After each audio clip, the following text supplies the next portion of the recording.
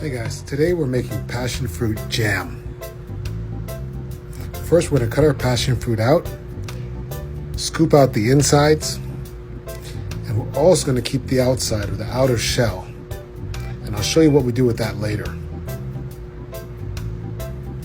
Then we're going to take all the insides and blend them up.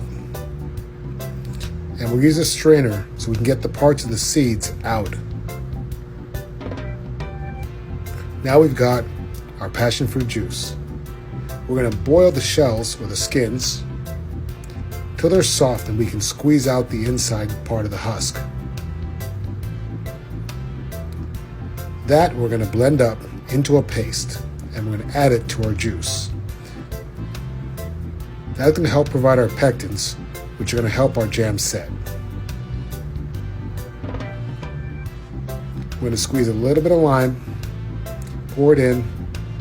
Oops, we already added the sugar. Now we're sterilizing our jars. We can test to see if it's ready by putting a little bit on a plate and running our finger through it. If we can make a line through there that doesn't run, then we know that our jam is ready. Next, we put it in a bottle, and that's it. We've got passion fruit jam.